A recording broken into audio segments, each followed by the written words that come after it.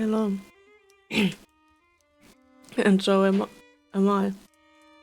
Are you recharging? Well, doodle.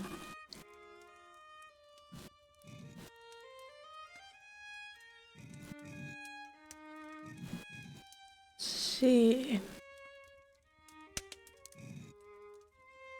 Game. Oh, there it is. It's showing. Good. Also, this has appeared here because I got the couples therapy expansion. However, we still have our regular therapy sessions left. I think there's only one session for each of the regulars left. Probably. Now I also have a bat form. Oh, I wouldn't want the responsibility. Everybody should have a professional therapist if they want to have one. Maybe everybody needs one. I don't know.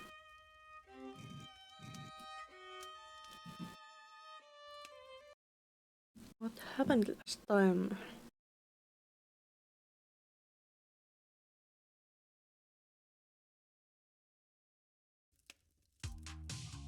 Oh, it's that music.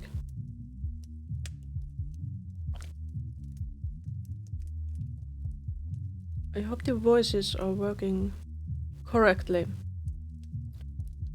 Because I have been playing with those settings. I got water, so I don't need therapy. I also have water, but I should. Maybe. I should get a therapist.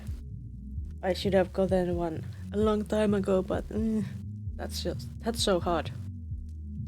Hard to find one. You turned me into a bat!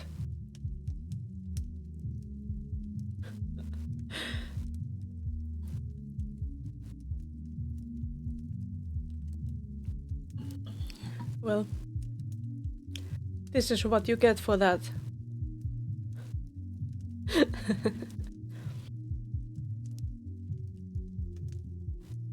So, Sam was saying, oh come on Andy, I'm keeping my hat on, but that don't make me an ace therapist. No, but your progress with your clients does.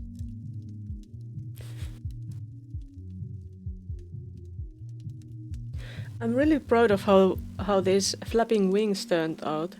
They are not rigged the usual way I rig things.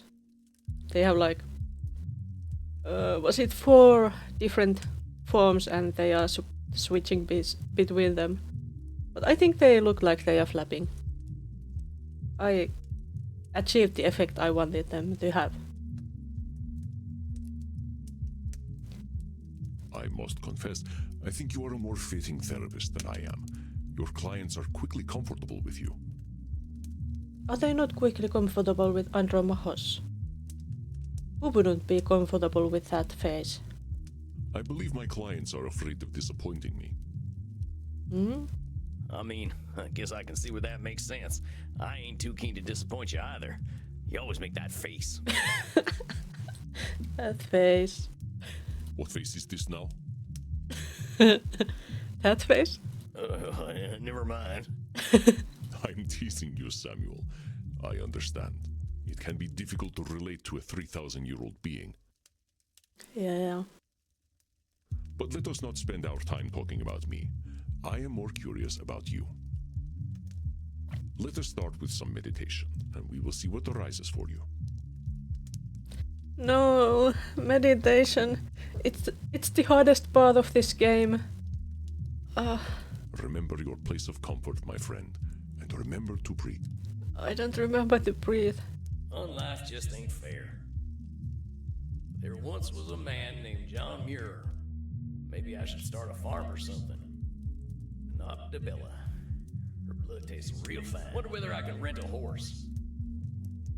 The bastards are unstoppable now. I deserve to be punished for what I've done. Ain't right they don't let dead folk vote. Wonder what's going on back home. Hope Reinhardt doesn't try to teach me more German.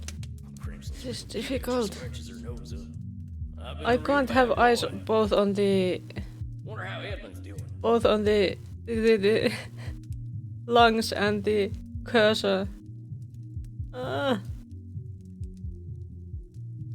This isn't going well. How do you feel, Samuel? I feel horrified. This is difficult. Pretty good. Well, sometimes my thoughts got away from me, but that's not uncommon. Exactly. Meditation is not a game one plays to win. It looks like one in this game. What sorts of things came up for you?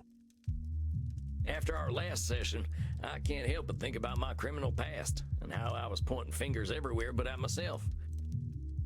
The universe dealt me a bad hand, but I played that hand poorly. I got abused, and then I abused other folk. I guess that's only fair, so yeah, I can feel bad, but maybe the universe was just evening itself out. Aha. Samuel, I know that when we both have suffered and caused suffering, it is tempting to blame the fates. But this is dangerous, a sort of cosmic control fallacy. Yes. If we expect that fate will reward and punish fairly, we are bound to be disappointed. We are immortals, Samuel. We live long enough to see old grudges die, and the judgments of our generation replaced by another. So in the grand scale of time, how can any judge fairness? Dang, that's a real good point, Andy. But a depressing one, honestly. I was never a man of faith, but walking in them woods for so long, seeing so much nature, so much life and death, I started to feel a kind of flow to the universe, you know? I don't know. I understand, Samuel. I am not suggesting that you deny any kind of spiritual faith you may have. It is fairness that is the fallacy. If we cannot define fairness, we certainly cannot expect it. Oh yeah. It's like when bad things happen and it's like you haven't done anything to earn them, it's like, this is not fair. Well, that's how it is. The universe doesn't think what is fair and what is not. Yeah, I think I see what you mean. Dang, another cognitive distortion, huh? No one ever said being human was easy. But these guys are vampires. Yes, this distortion is called the fairness fallacy by mortal psychologists. It's an actual fallacy. You know those folks who say, I work hard so I deserve to get what I want. Well, you thinking you deserve something don't mean the universe will reward you. Truth is, your definition of fair is personal, and it'll often conflict with other people's definitions. It's a fairness fallacy to assume our picture of what's fair is the only reasonable outcome. Let me give you a few statements that might have examples of the fairness fallacy, and you try to find them. I work hard to ensure my club is dope because I believe in earning my good reputation. I don't think that's fallacious. Hey man, like, maybe it's good karma and maybe it isn't, but I just like to put out some positive vibes.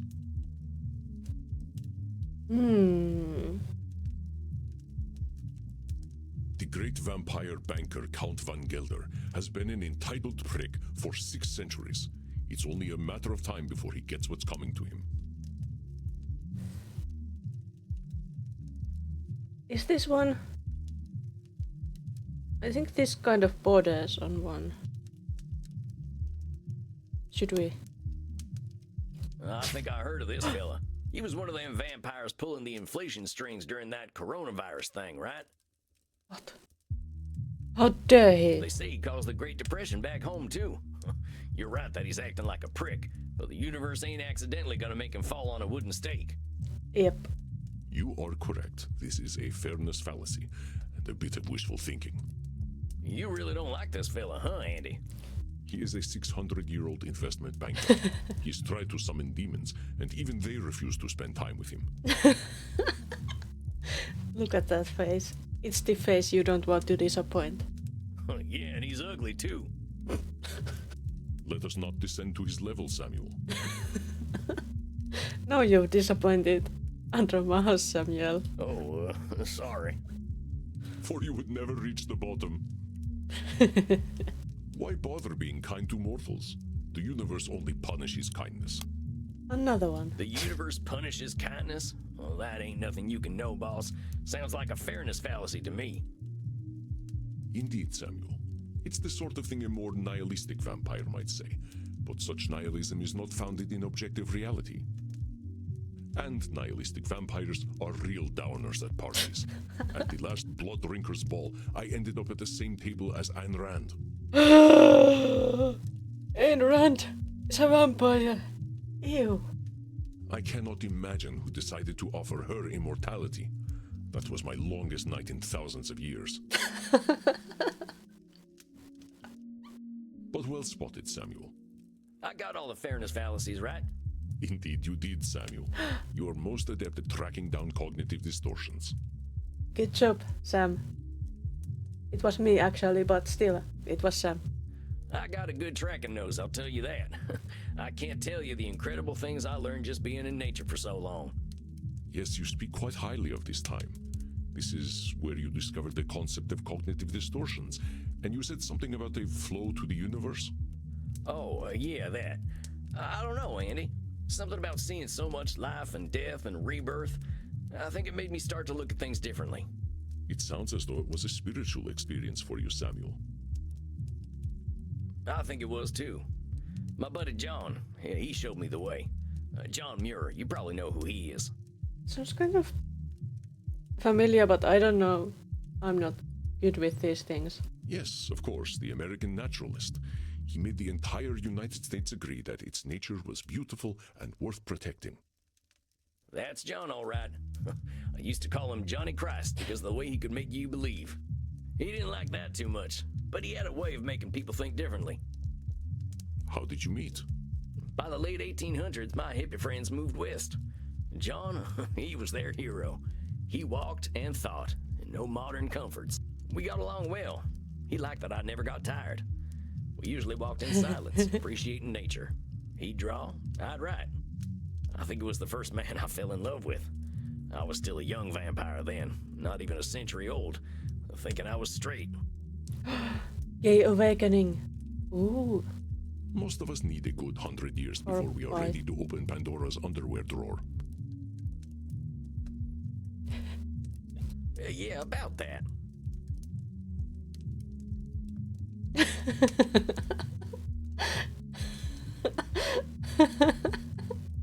Why are we so sexy anyway? Why are we such sexy beasts anyway, Andy? Seems even the mortals know what we're like. We are powerful, immortal beings. Our capacity to explore is something no mortal can dream of, as is our capacity to be bored. Dr. Drain might say that we have dopamine cravings that become harder to satisfy over time, and that might well be true. Wait, so the older we get, the hornier we get? You have an interesting future ahead of you, my friend. We'll make an international of you yet.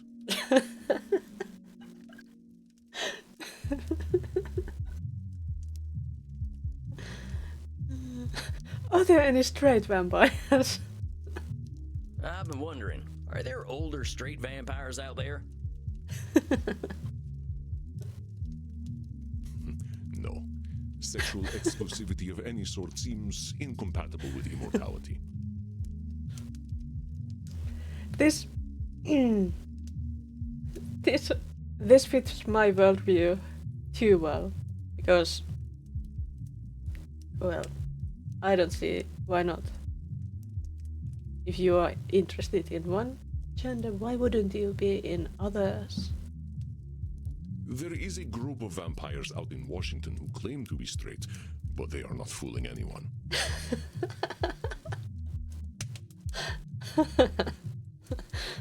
So, How long did it take you to branch out?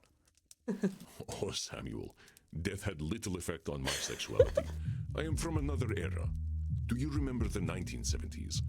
They were nothing compared to the 970s BC. The stories I could tell you. One night, my friend Heraclos and I snuck into the... Please tell us more. You know, I was just thinking about the time. No, Sam. We wanted to know more. I'm joking, Samuel. Such a thing is not for a therapist to share in a session. I just wanted to tease the American a little. Well, I think you're being real mean. Sorry. That's what I used to say to Princess when she was being naughty. Well, Andromas is being a little naughty. I am honored to share the space in your mind occupied by your beloved horse. Well, that's my curiosity satisfied. But speaking of which, I was talking about John. I fell for him hard. He wasn't into me like that, though. I don't think his wife got much from him, neither. That man was married to Mother Nature. But he was good company. I helped him map the West by sharing what I'd seen at night. I offered him my blood, but he was offended at that. He valued death and pitied my immortality. He just liked things as they were. I wish I had met him. His mindset aligns with accepting things without judgment, as we explore in therapy. He was an incredible fella. When he told me, Sam, I'm gonna get Teddy Roosevelt to make a law protecting all this, I believed him. Before he died, he urged me never to forget the earth. But I got busy roaming and didn't notice the wilderness shrinking. My old gang tracked me down and drove me to you.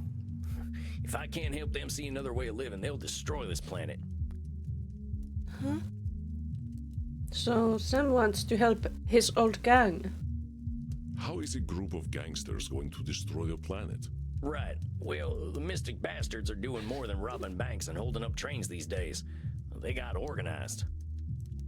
And now they're called Sanguinius Health.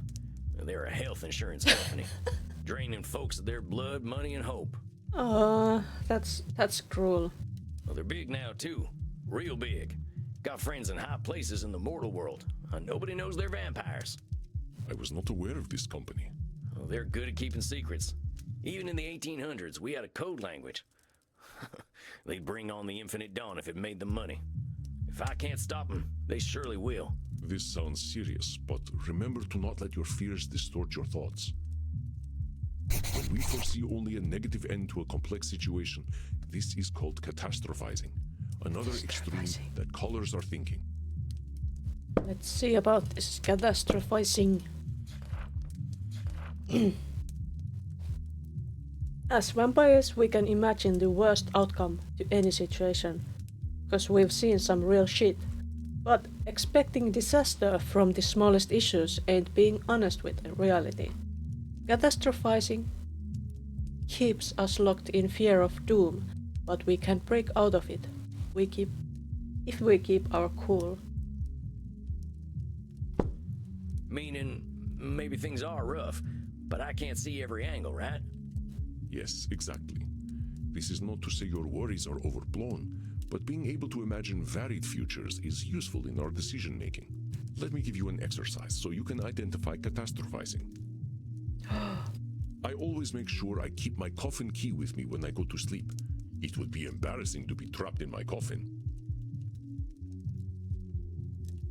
Well, it's not. I sent my friend Bazul the Bloodborne a funny cat video, but he left it on red. He is surely plotting my demise. That is catastrophizing. That sounds like a pretty strong assumption to make. Maybe Bazul the Bloodborne was busy doing a puzzle, or knitting a cape or something. No, I found at least one of each cognitive distortion. So there won't be any more of them? That was the last one. Wow. You are so wholesome, Samuel. I think I know what Bazul was doing, and it was not knitting. It could have been countless things, so you are correct. It is unlikely that he has left me unread out of malice. It was a really good cat video, though. I will send it to you later. Oh, I wish I could see it too. I like those cat videos. Oh, you never responded to that funny video I sent you of the horse pretending not to like carrots. That was a good one, huh? Oh, I will have to remember to examine it later. You didn't see it. I don't think he watches any of my horse videos. I saw a rat in my club the other night. The health inspector will certainly shut us down and expose me as a vampire. I don't think one rat showing up at your club is gonna make the health inspector take you down, boss. I mean, the rats were some of the cleanest things at a few saloons I've been to. You are correct. That was some clear catastrophizing. I have not seen a rat here ever since I hired Bert. Does Bert eat all the rats? I can't say I ain't had a rat-eating phase myself. Oh no, Bert eats everything. He's kind of like a vampire goat. I do not know how he does it. I guess Bert could eat the health inspector, too. I think they know better than to get too close. Oh no, I am trapped outside during the day, and it is the middle of summer. I shall burn to ashes. Oh well, but isn't that what happens to vampires? When I DJ downstairs, I must ensure that I do not wait too long to drop the beat, or my patrons will think I am a terrible club owner and leave.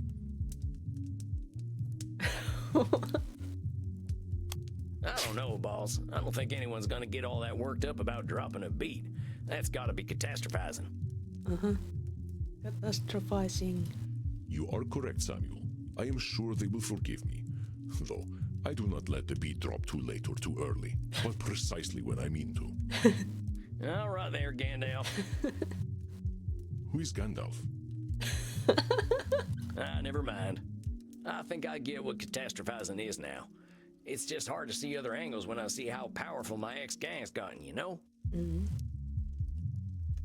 But I know them. Well, they're just like I was.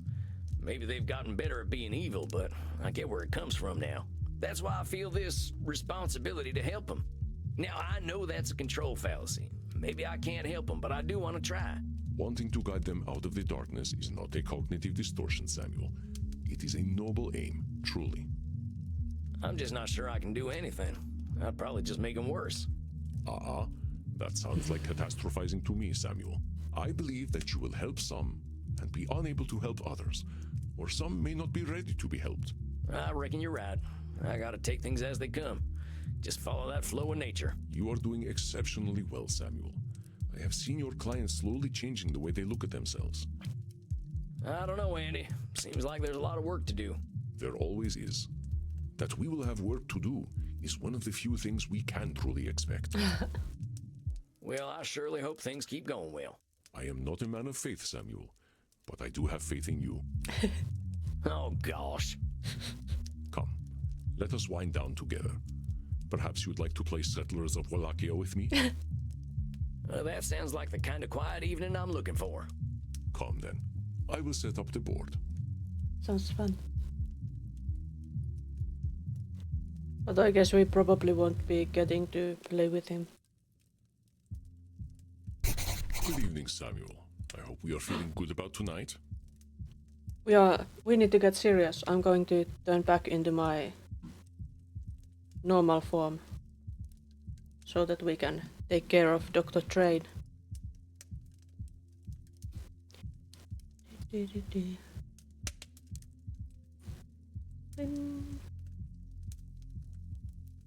Back in my corner. Book at ready. Let's go and see what's in here. Golly, what a month. I took some time to do some traveling in Europe in between client sessions. Prague is a great place to be a vampire. Nobody gave my fangs a second look. Well, unless I was biting them, which they didn't mind at all. Andy hooked me up with some vampires in Paris too. We took a trip to the catacombs and drank real expensive blood. It wasn't that good to me, but I've got simple tastes. Beautiful city though. My clients are doing pretty well, I think. I even had one move on, so I guess I must be doing something right. And I learned 2 more distortions tonight. Oh, and Crimson's a lawyer. Did you see that one coming? That one that moved on. I think we will be seeing him again still, but anyway, I think it's Dr. Train tonight. Honestly, yeah. I think Dr. Drain's starting to Yes. accept himself. That's what this is all about, ain't it? Indeed, Samuel. There will always be room for self-improvement, of course.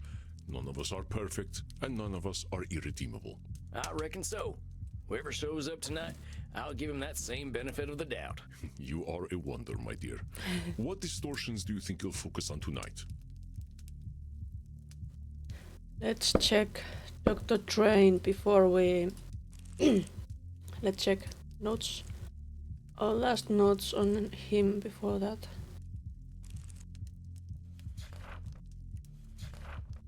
Okay, last time was a great session with the doc tonight. Sometimes his being a big old nerd can be a real help. He's looking at his problem more rationally now. Likes to blame Lord Luridus for his more animal needs. That is, he denies his own needs and Luridus fulfills them. Has a lot of his identity tied up being a rational scientist. Wants to transcend being a vampire. Must drink real blood. I encourage the dog to drink some real blood. I think his head ain't clear because he's starving. I think he gets that it's a biology thing. So... see.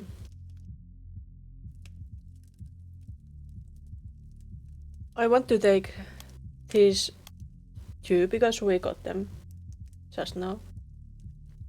Fairness, fallacy and catastrophizing. As he should, statements are his main distortion here. What else should we take?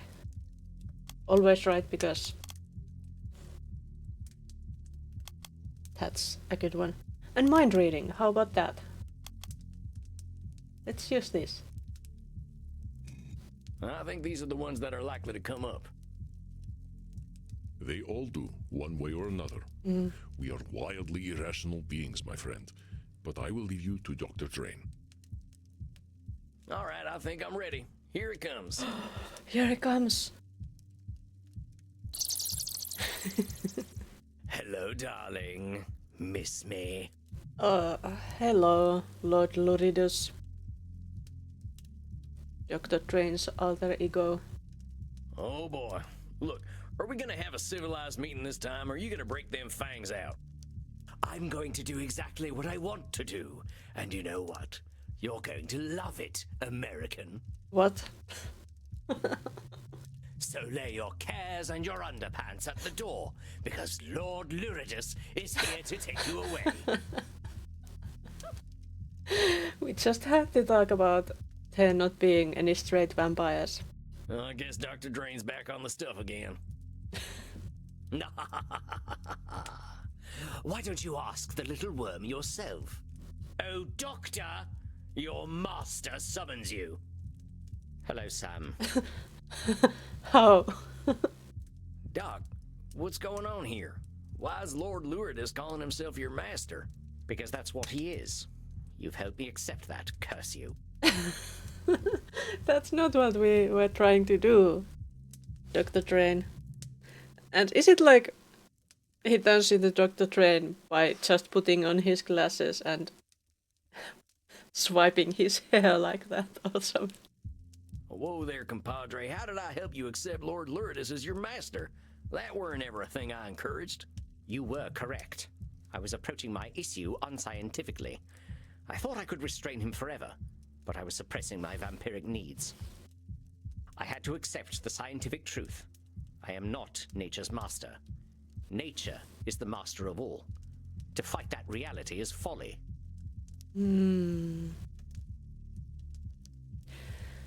Okay, which one is this? There's no should statements, I think. Is the fairness? I don't think so.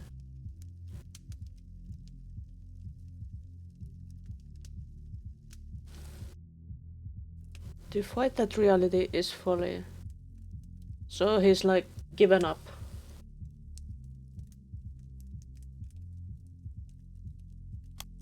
Let's check always right. How was that? Always right. Where is it? I'm thinking it's kind of control fallacy. Maybe personalization. But I don't have those. Mind reading when we assume. Always right. We all get things wrong sometimes and we all know it. But in the heat of the moment we might get so worked up we feel everything we say is correct. We might double down on opinions or even reject opposition first thing. In these moments all our beliefs feel always right. Disagreements have a nuance, and although we might get a lot right, we are not always right. I don't think that's it.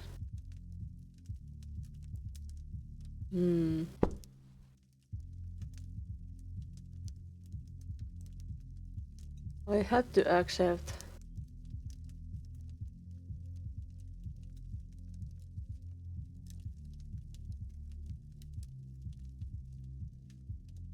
I'm kind of thinking this might still be a should statement.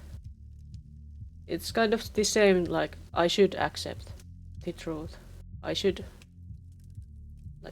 give up. But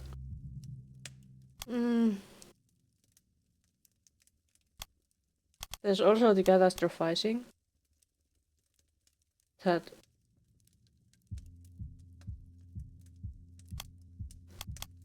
this is hard. It is sad to see this hopeless, Not dire catastrophizing. stance Dr. Drain has taken. We are rarely so helpless. Indeed, indeed. I had to accept the scientific truth. I am not nature's master. Nature. It is Not sad to should. see this hopeless, dire stance, Doctor. I had to accept the scientific How truth. about fairness? I am not Nope. It is sad to see this hopeless, dire stance, Dr. Drain. I had to accept Always the right or mine scientific truth. reading? I am Always not right? Now hold on there, cowpoke. That's some extreme thinking there. I'm no scientist, but ain't finding nature as natural as nature itself? I'm not seeing it. In fighting nature as well. It's kind of that, but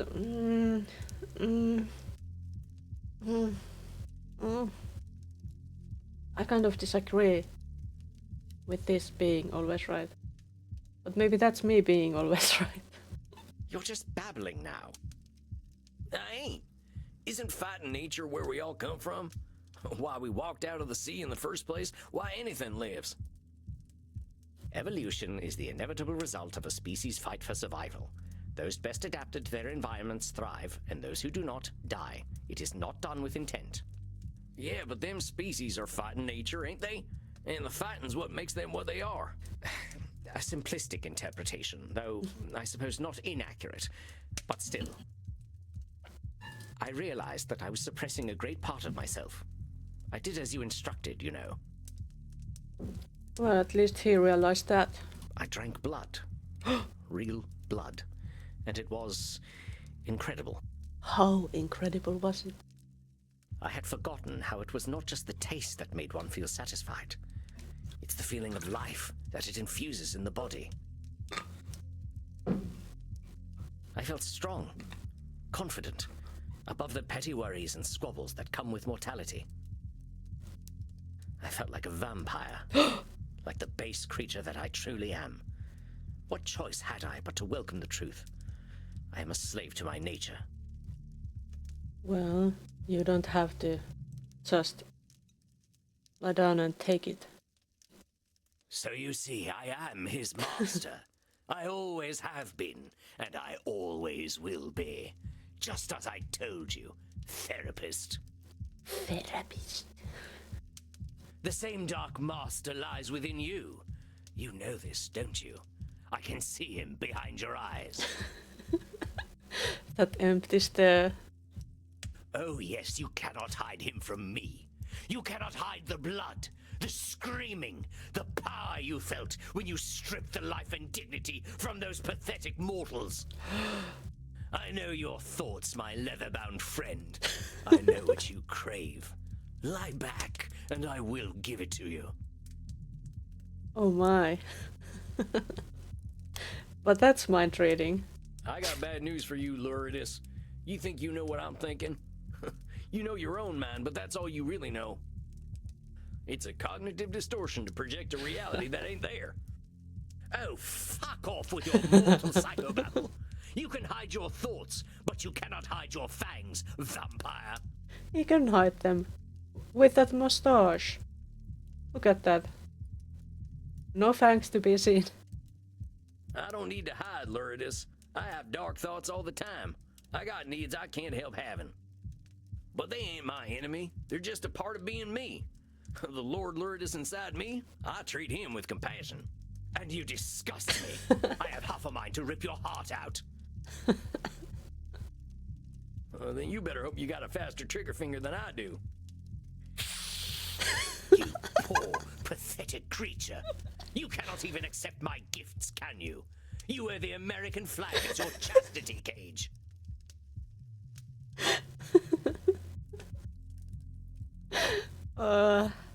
Dr. Train is too horny for Sam. You know, I think I'll pick up one of those at the sex shop on the way home.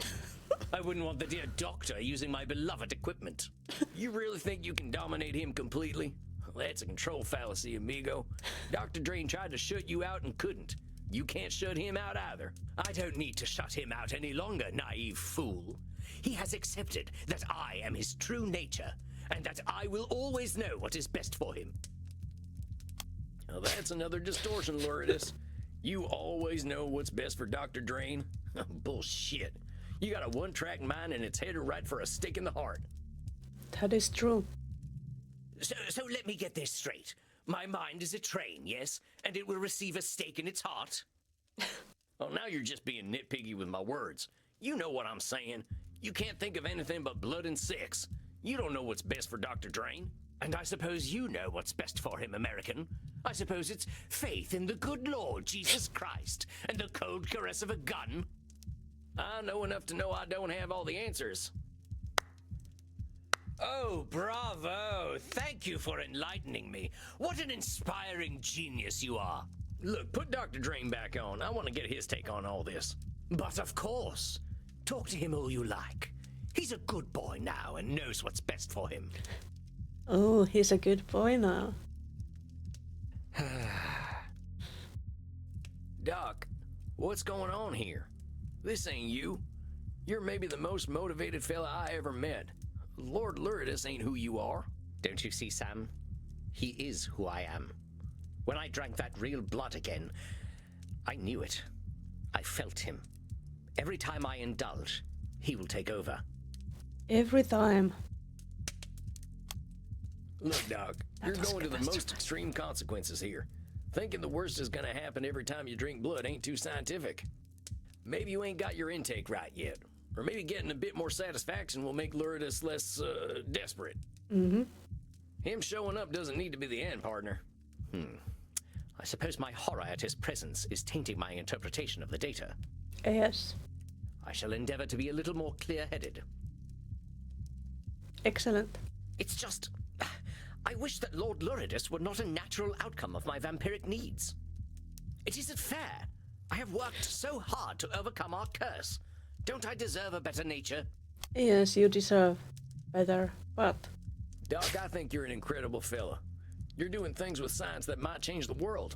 Do you deserve better? Yeah, I think you do. But the idea that fair rewards and punishments are gonna come to those who deserve them, well, you know that ain't true. You're always gonna be disappointed if you're thinking that way.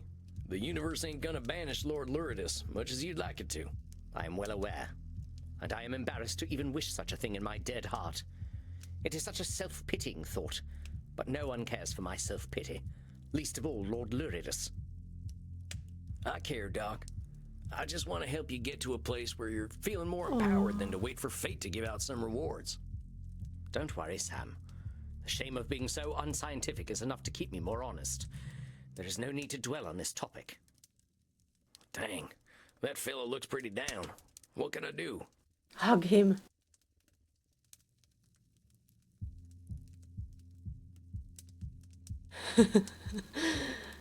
mm.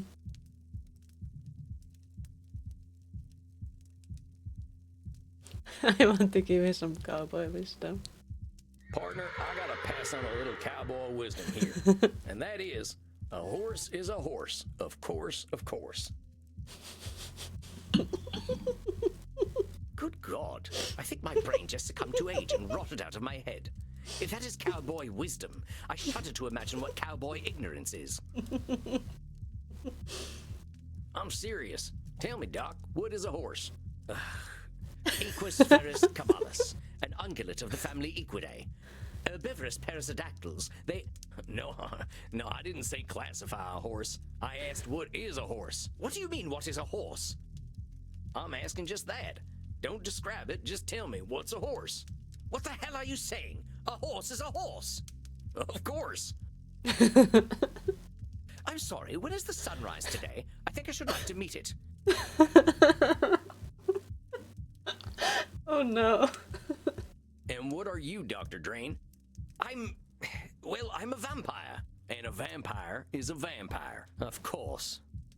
Of course.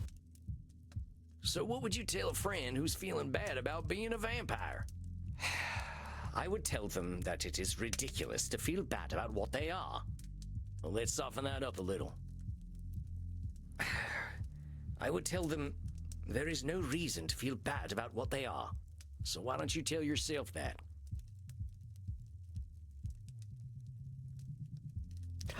You all right there, partner? Just give me a moment. Dr. Drain, there is no reason to feel bad about what you are. Yeehaw! Now that's what I'm talking about. Please tell me you did not just yee-haw during my breakthrough. I couldn't help it. I'm proud of you, Buckaroo. Oh, yes. Dr. Drain should be very proud of who he is. You forget, my little gun fetishist friend. I am Dr. Drain. I am the truest part of him. And you have no idea what depravities I've been up to, what uncharted places I have explored with my tongue alone. Do we want to know all those uncharted places?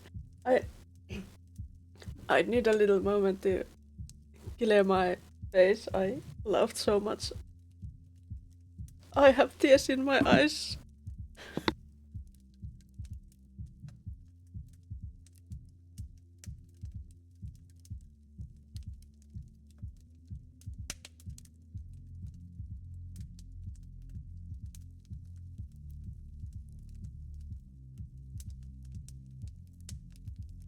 Okay, that's better. And it's all Dr. Drain's fault. He made me feral. All Dr. Train's fault. Is it? You know why he loves it when I take over? Because it feels good. He knows that because he feels that delicious blood euphoria. It is because that is what he is meant to feel. No, you unfuckable wretch. Dr. Drain should not be proud of me. Unfuckable wretch. But he wants to do the deed with him. What? I'm sick. I'm twisted. I am a filthy motherfucker. Or I would be, if she weren't long dead. Actually, I wonder where old Mama's buried.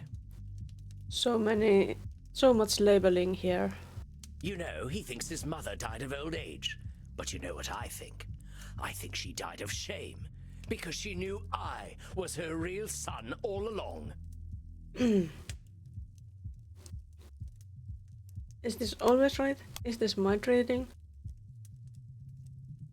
Come the hell on. You have no idea what Mama Drain was thinking. Maybe she loved her son more than anything. Maybe she was proud of him. Maybe she wasn't. Maybe she was a kinky lady herself. Oh, it's that one. Only a very dirty bird could have produced someone as glorious as I am. Don't be silly.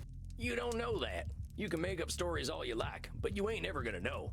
Oh, admit it. You know what Dr. Drain is. No matter how great a scientist he may be, Dr. Drain is a creature of pure shame. That is the essence of his being. That is what makes me so strong. Why, I believe you've inspired something in me. I can add a new sentiment to my feelings about your little doctor. Pity. Tisk, tisk, tisk. Such a shame. Tisk, tisk, tisk. I've never understood that tisk, tisk, tisk thing. Like, that reads tsk, tsk, tsk, not tisk, tisk, tisk. Like that.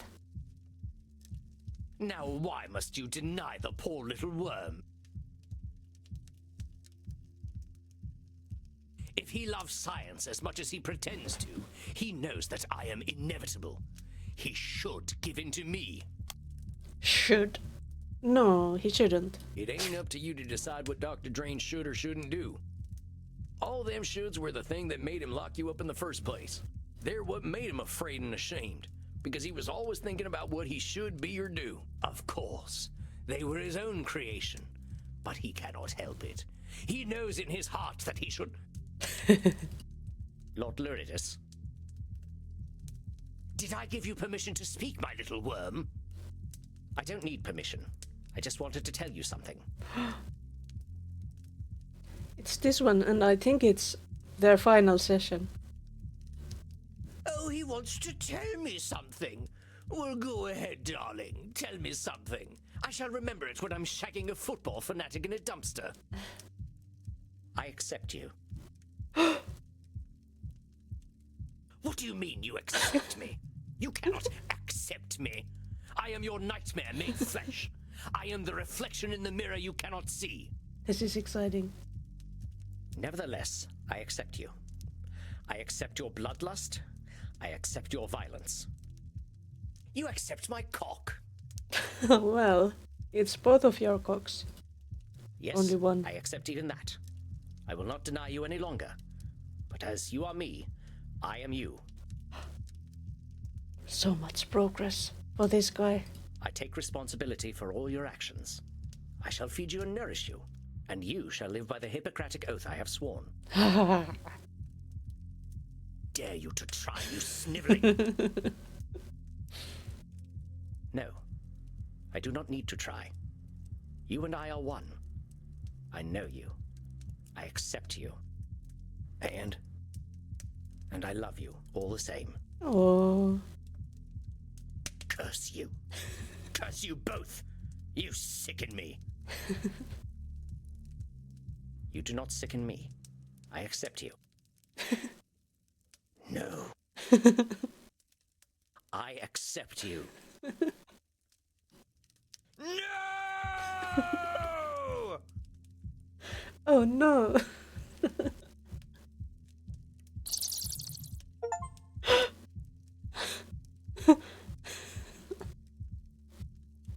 We are successful. And look at his hair. Is he now them both? Dr. Drain? Are you alright?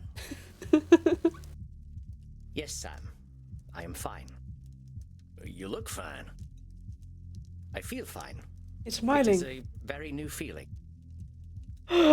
He's been cured. Seriously. I'm not sure I know what to do with it. I can't believe I'm saying this, but do you want to go down and dance in the club?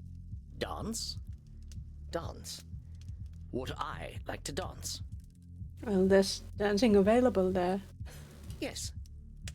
Yes, I would like to dance. Let us dance. You're taking Sam to dance. I was hoping you wouldn't say yes, but let's go, partner. Sam is going to dance.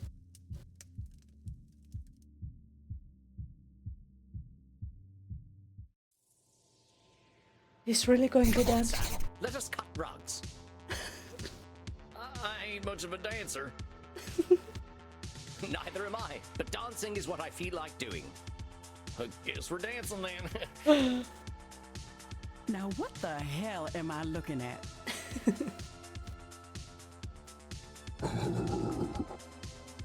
That laugh.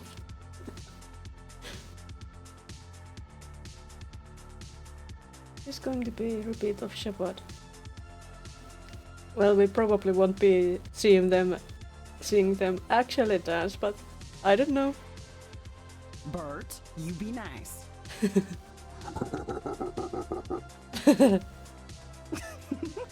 I guess that explains why Sam doesn't dance. Crimson, most dear, have you seen Samuel? I usually check in with him after a session, but he has disappeared. Check it out, Sugar Blood. What is he doing? I think he's goth square dancing. Good square dancing. So he is.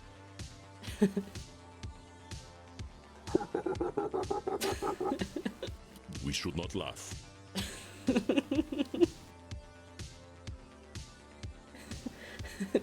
It seems so.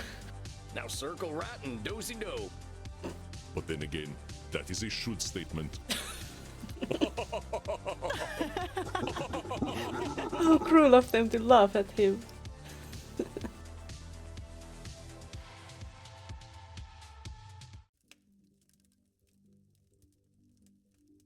The master therapist once again enters his domain. Good evening, Samuel. No, Sam will never dance again. But maybe he will. Maybe Train will take him dancing again. What was the last session for Dr. Train? Huge breakthrough today. Dr. Train accepted Lord Luridus and all his needs. I think it's gonna be smooth sailing from here on in. Dr. Train figured out that Lord Luridus' needs aren't bad or good. Dr. Train accepted that he is a vampire, and that comes with certain realities. Going forward, I think the important thing is making sure that Lord Luridus comes out in healthy ways. I don't want to see Dr. Train digging up his mother or nothing. Oh, come on, Andy. I'm just the right cowpoke in the right place at the right time. A cowpoke who has a habit of disqualifying the positive. It is ungracious to deny a compliment, my dear. You are an excellent therapist and an inspiring dancer. Inspires laughter, at least. All right. That's enough of that. You are seeing Senora Deste tonight, yes? How do you feel about her progress? Signora Este. Our last session with Isabella was... The deeper I dig, the angrier Isabella gets. I don't think we are even at the core of it yet, but she is furious as hell with her husband and son. Adored her son more than anything, a little too much maybe. Feels betrayed by both her husband and her son. Seems angry with herself that she wasn't able to control either of them. Made madder at herself than her boys. I try to push Isabella to be a little more selfish. She can't control another human being, so maybe she can worry about herself first. I don't know. That lady can really hold some grudges. I think she's starting to think about herself a little more, though. An ancient grudge is a difficult thing to forget. It can become a part of one's very identity. Vlad Tepes only became Dracula because he was obsessed with the Turks, remember? Another low drop here. Yeah, I don't think the Senora's that far gone. Do you feel you are prepared for whatever distortions she might bring today? Well, let me think about that. Control fallacy. What shall we take? Should we take easy ones or difficult ones?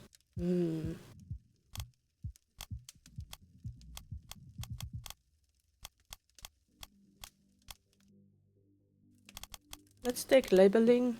Let's take always right. Let's take...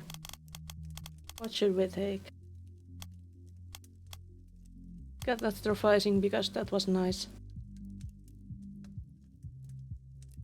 And shoots are always nice too.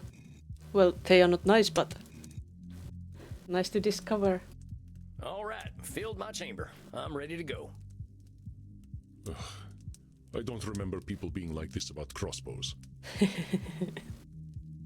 Well, you can take the cowboy out of the West, but you can't take the West out of the cowboy. So it would seem. Well, good luck tonight, Samuel. I will leave you to it.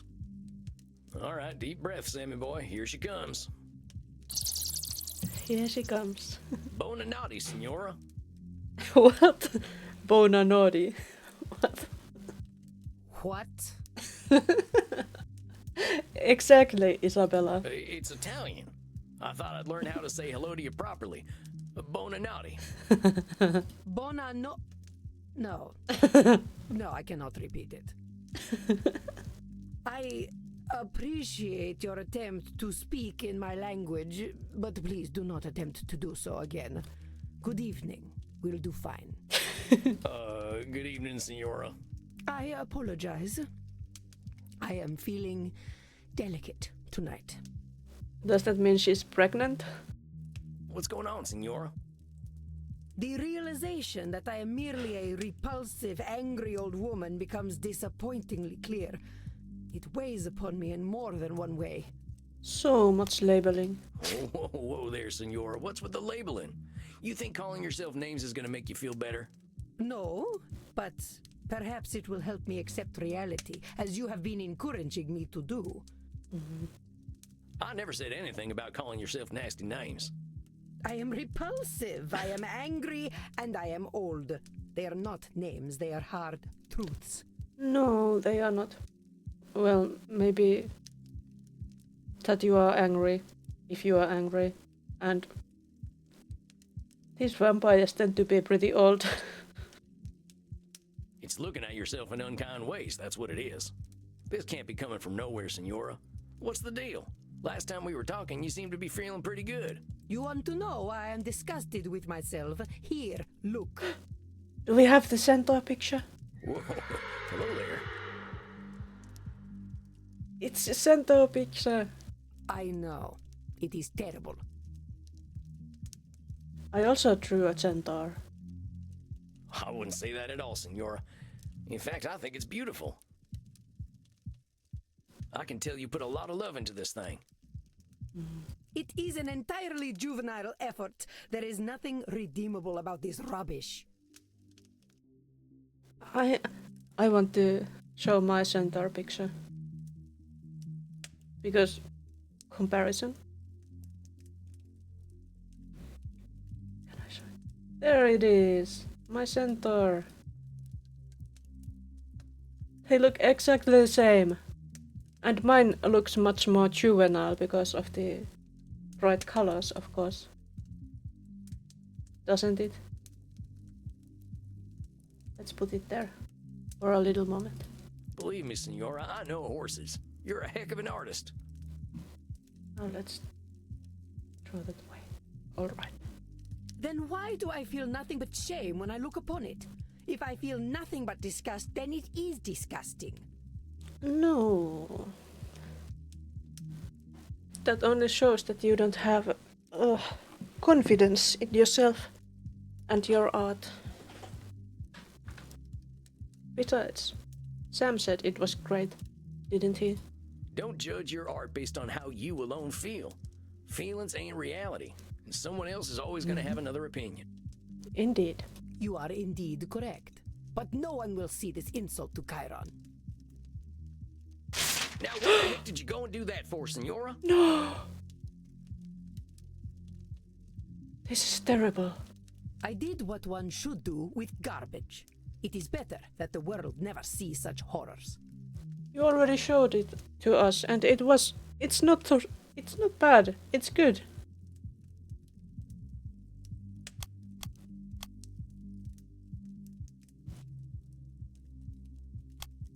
They should. Now, who the heck said you should go ripping up your art? Where's that should coming from? And also the labeling, calling it garbage. It is the destiny of trash to be discarded. What happens if we leave rubbish sitting around? Well, we can't have that, can we? My husband used to leave his filthy chicken bones everywhere. Wife, do not tell me what I should do. The dogs will clean it up. Again with the husband that's been dead for centuries? At least a century. Or a couple. He invited maggots into my beautiful home. Are you suggesting that I was wrong to say we should have thrown away his disgusting refuse? You are jumping to conclusions, lady. Now come on, Senora. Comparing something you should do to be clean and healthy ain't the same as saying you should trash your artwork. If you want to see real horror, ask me to draw anything other than my gun. You can draw guns? Well, by drawing it from his gun holder, I guess. What an American joke. I mean, what are you really looking for here, Senora? You looking to bring this fella to life with your brush? You think if you don't produce something completely perfect, it's garbage? Yes. I apply the same standards to myself as I do to everyone else. Leonardo da Vinci once painted an illustration of my city of Mantua for me. It was beautiful.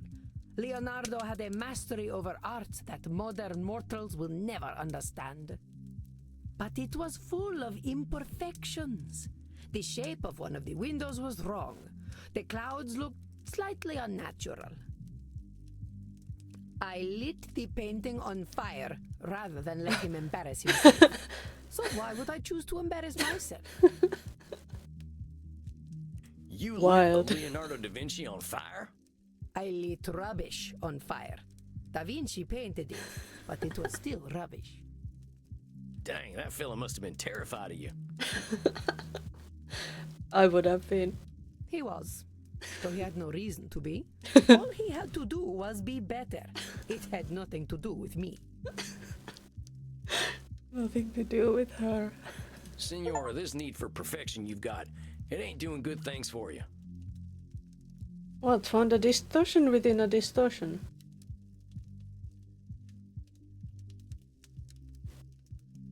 What? How can you say this? By demanding perfection, I improve the work of others. I improve the work of myself. Well, maybe that's true, but you're doing something less useful. And what is that?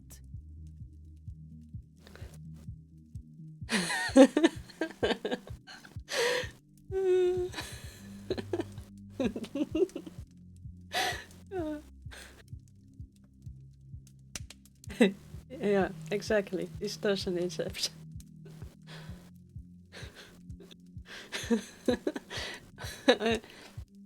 Should we tell her this? No. Yes. No. Let's be serious. We want her cured. Senora, your standards are way too high. There ain't no way anyone can reach them. So you keep saying. But there is nothing wrong with setting a high standard. The problem is the low standards of others. It is shameful to not strive for greatness. I will not tolerate your setting low standards. You will not disgrace my presence with shallow thoughts. Am I understood? Yes, ma'am. No, wait, I meant to say... Fine. You are limiting your dating opportunities, lady. You're limiting your dating opportunities. Nobody's perfect, Senora. I did not condemn myself to immortality so that I could sleep around. Do you really think dating is my primary concern? Definitely, because tomorrow is Valentine's Day.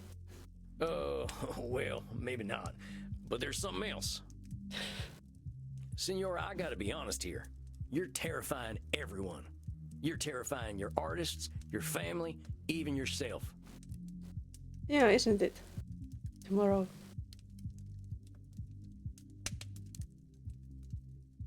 Failure's a part of life.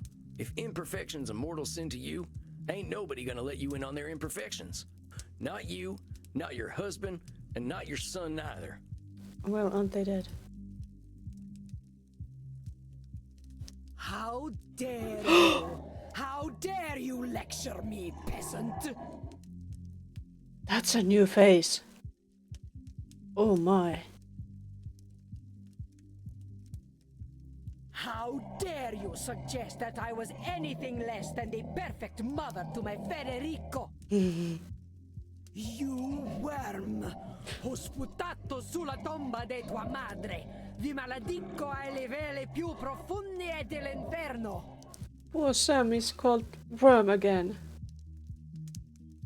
Federico loved me. He knew that I knew what was best for him. Pull out your cognitive distortions now and I will tear your head from your neck. Oh no, stretching time. I'm stretching.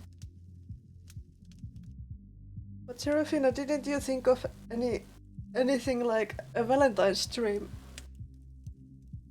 Because I certainly thought about that, but I don't know. I don't know if I will stream tomorrow or not.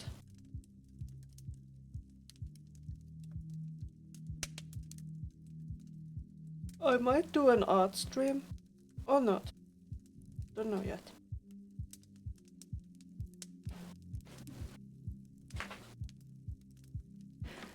But the topic is clear. Valentine's Day. It's an easy topic for a stream. I ain't never said Federico didn't love you. All I was saying was, Zitto! Shut up, fool! You presume to tell me what I know. You, a common murderer! You who can barely speak your own language! You turned me into a bat. Know what I could do as a special thing though. Talk about related topics. Play any related game. Put on something pink. Easy. I think last year I did a Valentine stream and it was a date with Nick Valentine because I was playing Fallout 4 and there's that character that I went to do quests with. I demanded perfection from my Federico so that he would not end up like his father, a degenerate leper whose penis hung by a thread of putrescent skin. Oh my. I do not tolerate imperfection! Not from myself, not from this world, and not from my son! Is this control fallacy? It's definitely about control, but I don't know. you know what, Senora?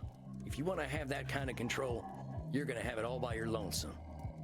I'm trying to help you, and you're screaming at me. Why? Because you can't stand being wrong? If I'm too scared to talk to you, what the hell are we doing here? What do you want me to do, lie to you? I ain't gonna do that, Isabella d'Este. If you're looking for perfection, you're only gonna find liars, and that ain't me.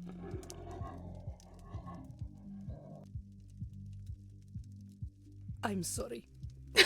I'm so sorry. I know you are right. Oh, Federico, what have I done? Oh, Federico. Hey, it's okay, Senora.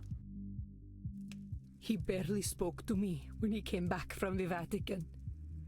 Every time I asked him how he was, he would say, "I am fine, mother." Of course he knew better than to talk to me. His father never did. No doubt it was I who drove them into the brothels.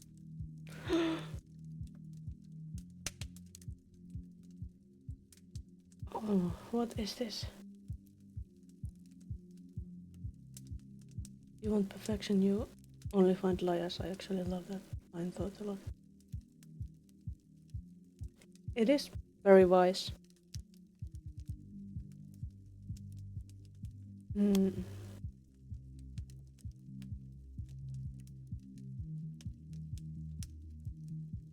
knew better than to talk to me. There's some always right there. There's some catastrophizing. Also, like, it was all her fault, when it probably wasn't all her fault. I think that's simplifying things a little, Senora. Your boys made their own decisions. There probably were a lot of reasons they went to the brothels, but putting it all on yourself just ain't accurate. You couldn't read their minds or control their behaviors. Perhaps not. But I am certain their whores did not criticize them as I did. Yeah, probably not. They wouldn't have gotten them as clients then. I was only trying to make them demand better of themselves. Why did the world punish me for this? Such world's punishment. I read my Wikipedia page, you know. It was full of lies and slander. No doubt this is how history remembers me, with slander I have earned. I read that Wikipedia page too, Senora. And you know how I read it? The people are in awe of you. They call you the First Lady of the Renaissance, you know. This only proves that Machiavelli was right. That if one cannot be loved and feared, it is best to be feared. I think you're a little too down on yourself today, Senora. Yes. But here's what I think of Isabella d'Este.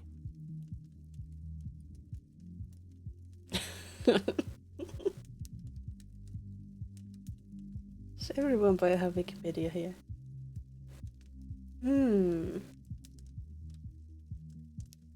Dr. Train might not. I'm not sure. But like I guess Isabella d'Este might be a historical figure. And then there's the actor one who is Edmund Keane. That's at least one. And well, I think Medi isn't one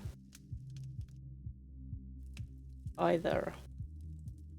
And of course Sam doesn't have one.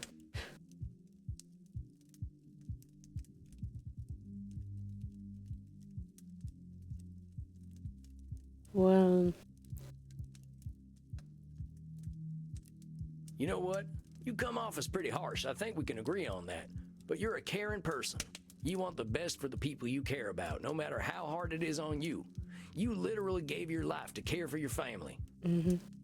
No one has ever called me a caring person before. Am I wrong? Going through death for family seems like you care a lot. A little too much, perhaps. it's that face. I ain't gonna disagree with you there. I think you look great. Pardon me for saying so, but I see why people were falling over themselves to paint you. You got grace and style such like I ain't never seen back home, not even at a fancy cotillion. Those ladies What's a would probably cotillion? kill to have your fashion sense. If he is a famous doctor, then most likely. Media influencer, so he most likely has some kind of Wikipedia. Oh yes. But like, I think at least Edmund Keane would be found on actual Wikipedia, not like just in this vampire world Wikipedia. But yeah, Medi would be pretty famous. Not sure about Dr. Train. I don't remember how he was introduced. Well, thank you for saying so, Sam. It is gratifying to know that my eye for fashion is noted. I certainly know how to wear a hat. Yes, you certainly do. Well, that thing looks great on you. I doubt I could wear it half as well. That is certainly true. You're ambitious as hell. From what you told me, it sounds like being a woman in your time wasn't an easy thing. But you proved you were capable of anything, and people had to respect that. Hell, you even ran your own city. You're gutsier than any man I've ever known. I am not sure I like this gutsy word very much, but I suppose I did well for my time. Senora, you did well for any time, believe me. You are so dang smart, Senora. I don't think people these days get an education like yours, and you took it seriously. You know about art, music, philosophy, religion. Of course, I know much about physics, biology, and mathematics as well. Do not think me simply a woman of the arts. See what I mean? I'm only 200 some years old, and I think it's gonna take me another 200 to know half the stuff you know. You should be proud, Senora. You have been so kind to me. Kinder than I have been to you. Oh, You deserve kindness, and you deserve to give yourself some kindness too. No one has ever spoken to me the way you do. I suppose I never allowed them to. Sam, I know I am old. I know I am difficult. but Sam will not marry you. But would you ever consider a woman such as I? Oh, well, therapist-client relations are not approved. Senora, I'm here to help you on your personal journey. Let's not complicate that. Of course. I am just being foolish. I am so used to people being afraid of me that, of course, I fall for the first person who is not. Senora, I think if you can learn to give people a little room, they're gonna adore you. What if they see me as weak if I am gentle? What if my bearing was the thing that earned me respect? I do not wish to be discarded and ignored like so many women of my time. Well, your times are over.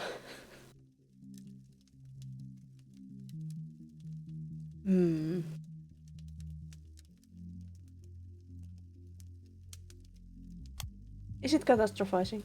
Senora, I don't think anyone could discard and ignore you. You don't exactly fade into the background, you know. Mm-hmm. You're pulling back a little and letting people make their mistakes doesn't make you weak. And it definitely ain't gonna make them discard you. I'm a pretty gentle fella. You don't think I'm weak, do you?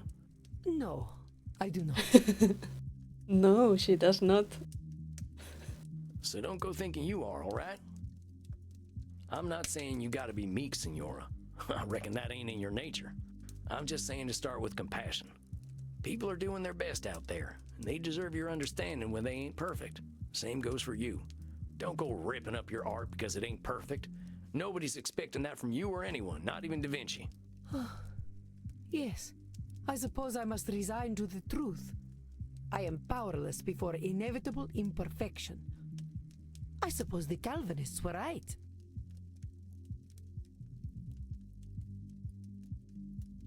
I must resign to the truth. It's the same as I should resign to the truth. Powerless before the inevitable imperfection.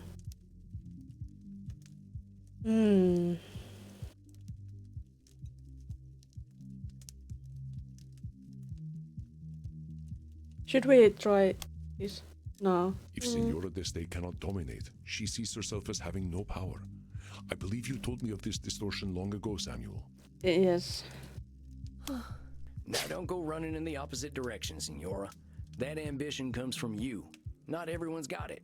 So keep striving to be better. Just give yourself a little compassion when you don't meet those super high standards you got. And there ain't nothing wrong with holding other people to a high standard neither. We ain't gonna be gods, but it's good to have ideals.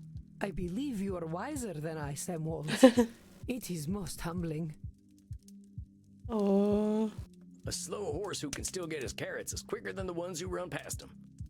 And then you say something like that, and I am no longer quite so humble. Don't be humbled by me, Senora. I'm a simple man, just a more honest one these days. Look, let's remember what brought you in here in the first place. You saw that Space Wars movie and all its problems, right? Oh, I yeah. want to give you a challenge. I want you to find a piece of art to like. Anything. A painting, some music, a movie, heck, even a video game. And you enjoy that thing for what it is, not hate it for what it isn't. Video games are not art. What a slide. They definitely are art. Do you know that, Senora? I bet there's lots of video games with redeeming value. One of my clients plays a whole bunch of them. I do not think they are for me. You don't know if you don't try. Well, fair enough. Just find something, and we can talk about it next time. You can use the internet. I hear it's full of lists of things people like. Very well. I will do this then. It's a CSGO champion. Who knows, maybe... I think usually vampires are told to have very good reflexes and everything, so she might as well. Sam, thank you for being so kind to me. Well, I'll thank you to join me in being kind to you, okay, Senora? I'll see you in a few weeks. Yes. Well then, goodbye, Sam. Until we meet again. Bye, Isabella. Adios, Senora. Well, well. A confession of love from the First Lady of the Renaissance. Isn't it not exactly humbling? The opposite of that. Oh, shucks, she ain't in love with me.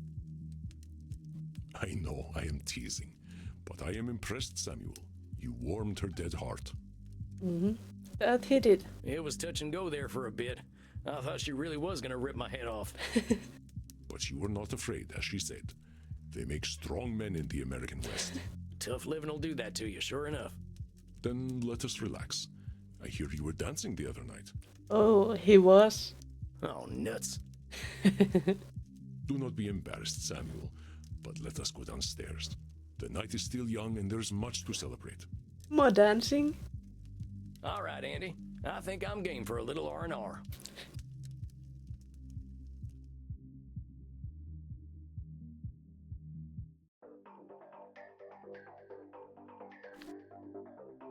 Crimson Sweet Sanguine.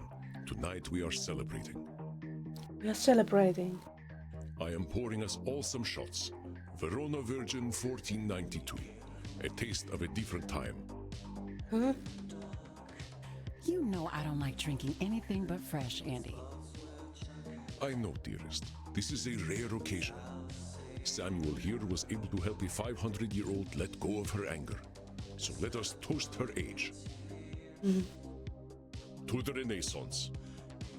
Ugh, that tastes like dirt. Well, it definitely would taste like dirt for humans if it's some old blood. Ugh, I think mine had a clot in it. Ew! It's not very good, is it? Oh well. Then let us instead toast leaving the past where it belongs. Yeah, like those drinks. They should be left in the past. I think I've had my fill of the past tonight already. I've got a better idea. Oh my. Is that so? Of course, my dearest. I am delighted for you to share yourself. What? I'd like a little privacy. Come on, cowboy. Follow me to the kink room. Are we going to bite Crimson? Oh, well, all right then. Why is Andrew Mouse so excited about this? Smile, Samuel. You have the favor of a very special woman. It has been too long since I tended my own bar. Go have fun. Oh my. Okay, Andy, you have a good night. Hey, cowboy. Hey, Crimson. Hi, Crimson. Look, handsome. There's a reason I wanted to get you alone. Wanted to pick your brain about something.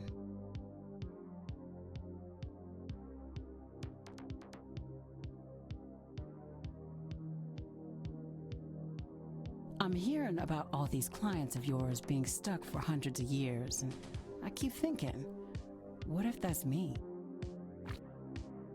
Well, if you now have therapist vampires, I don't think you'll be so stuck. I've been half dead for 20 years. But do I want it to be 200? Have you talked to Andy about this? Yeah, but he's 3,000 years old. 20 years to him is like a month. True. I'm getting a little jealous of your vamps, if I'm honest. They're all moving forward, but I'm stuck in the same place. I've got Andy keeping me alive, but I'm not sure I'm living. The way I see it, either I decide my time's up, or I decide to become a vampire.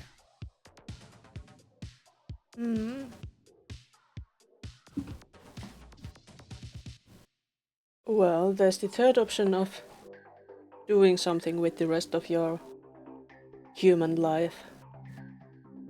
So, I wanted to ask, What's your favorite thing about living forever?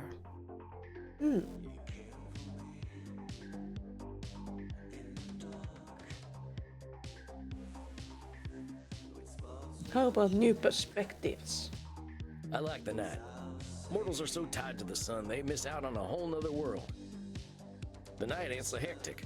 We ain't getting messages at all hours because everyone else is asleep. We got time for reading, for art, or whatever we like, really. Crimson, in the end, this is your decision. And you gotta decide for your own reasons. I know. You're right, Sam. It's helpful to get a youngster's perspective, though. Youngster. Now, are we gonna get to biting? Oh, we're still doing that. Of course we are. Get in here, cowboy. No.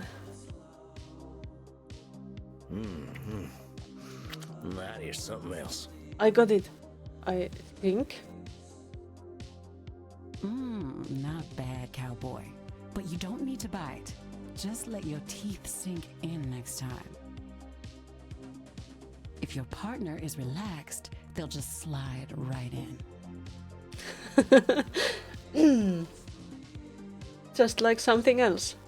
Oh, well, thanks, Crimson. I'll try to remember that. Bet you're pretty sleepy now, huh?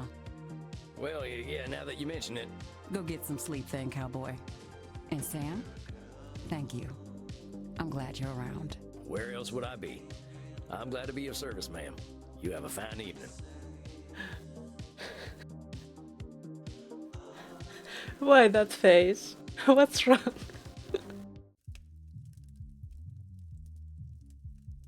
Samuel, good evening. How is my ever-impressive protege tonight? Let's see the stuff from last night. Well, turns out I was right. Right that the Signora hadn't let her real anger out yet. Damn near ripped my head off tonight, but she's feeling her feelings. Seems to have accepted that she could have loved her son without controlling him. Now blames herself for pushing her husband and son away. Afraid of being forgotten, or just remembered as a mean lady. Poor Signora, I think tonight was good, but hard for her. From here on in, we gotta start focusing on what brings her, and her alone, satisfaction. Looking forward to a night off, boss. I haven't heard from Eddie, so I was thinking about a nice hot bath.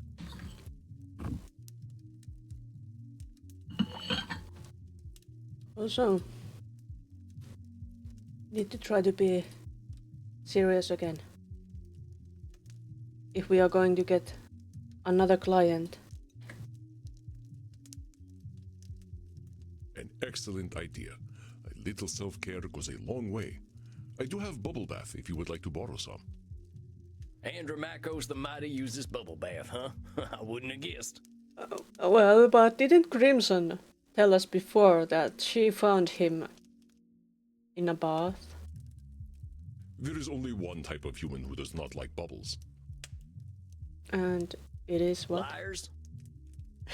Well, I was going to say werewolves, but I suppose it is the bath part they dislike, not the bubbles. Oh, well, I ain't no liar, so I'd love some bubble bath. In fact, well, tarnation, I guess the bubble bath is postponed. It must be Edmund Keane. Must be. Let's check his notes. I guess that's it for Eddie. He quit therapy today. I guess I'll close out my notes. Eddie got cast in a play as some famous clown he had rivalry with back in the day. He's rekindled his love for acting, not just the audience. Still thinks everyone is waiting for him to light up the stage. Obsessed with his own Wikipedia. I don't know how I feel about this one. I hope I'm wrong and that Eddie is gonna be fine, though actors are strange. Are you ready to handle Edmund's distortions? It sounds as though they will be intense. He's back, as predicted. Well, let me think real quick.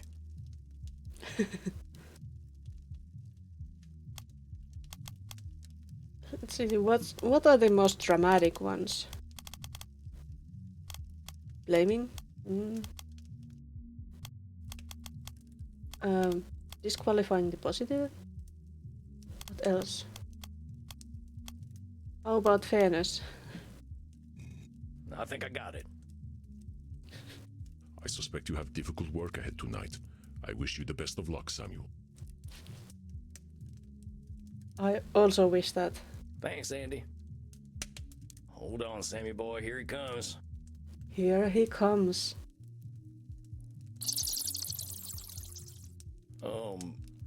Hey, Eddie.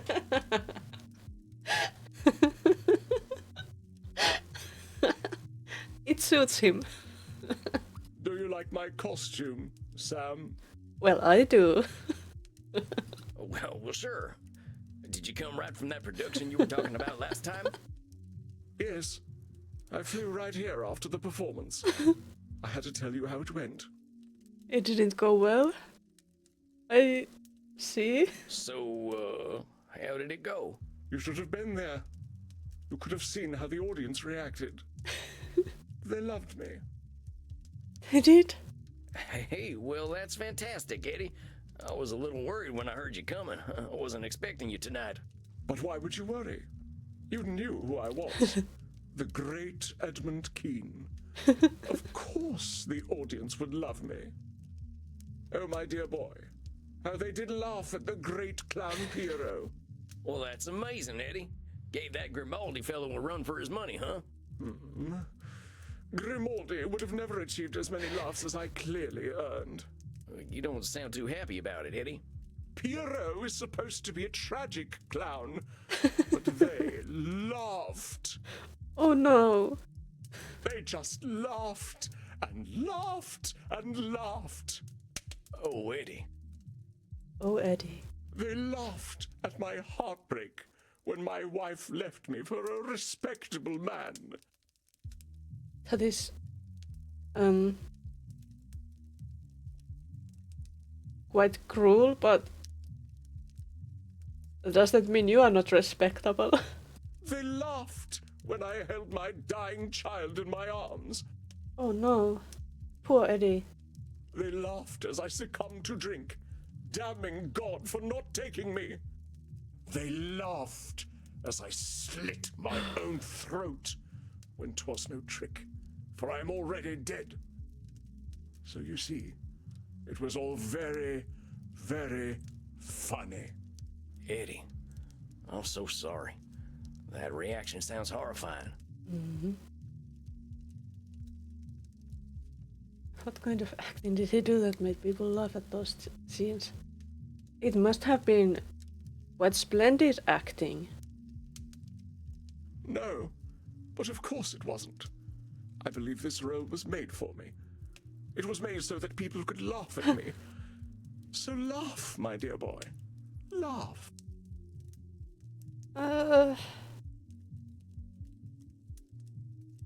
Made for him. Is it personalization? Eddie, I know you're hurting right now. I know people can be cruel, but they ain't looking to be cruel to you in particular.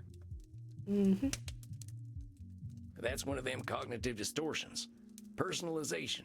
It means, Shut up! Shut up! Shut up! Shut up! Poor Edmund. Don't tell me a fucking thing about cognitive distortions! Do you think I don't know what they are? Do you think I do not employ each and every one, every single moment of every single day? What do you think? I do not employ each and every one every single moment of every single day? What do you mean? You know the cognitive distortions and you use them on purpose? No? I am a professional liar, but no lie is so carefully constructed as that of Edmund Keane. You told me to deal with reality as it is. So be it. This is Edmund Keane. A minstrel, a jester, a fool, a clown. A clown whose greatest joke is to pretend for even a moment that he is not one. But you see, my dear boy, all that is impressive about Edmund Keane is just illusion. It has always been an illusion. That is what the stage is. But it is my life as well.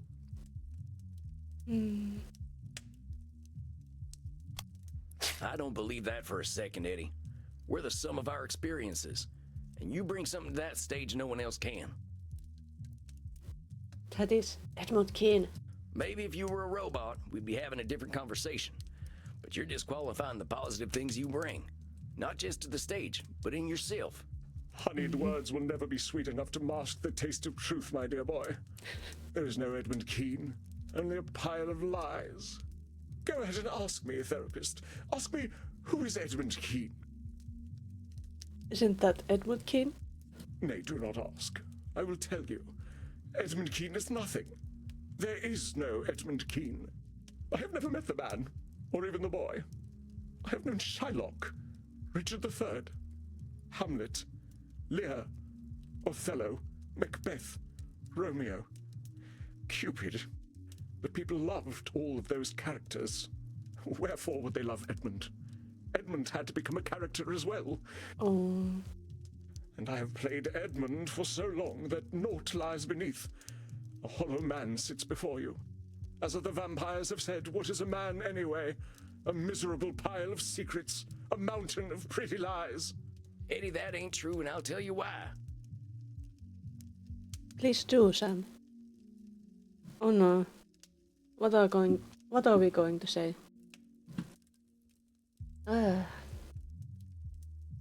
We all lie. We all lie, Eddie. Deep down, we're all still scared animals who can't tell the difference between a booing audience and a lion ripping out our throats. For all the time my blood was pumping, I played a tough guy. Slaughtering Sam, they called me. I like that name. Slaughtering You Sam. want to know why? Because it rhymes. Well, it starts with S and S.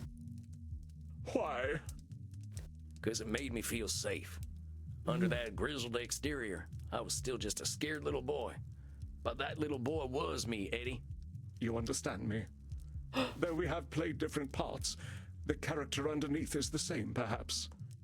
Do you remember that I played Cupid as a boy? I definitely remember that. That was your breakout role, right? I learned that if I smiled and spoke sweetly, people would view me as something other than street trash. I wouldn't have to go hungry. I wouldn't have to be sold to some bloated factory owner. Edmund Keane was worthless to anyone. Another mouth to feed, another body to clothe. So I knew I had to make him disappear. I thought if I suppressed Edmund and became the character the public wanted, I would be rewarded.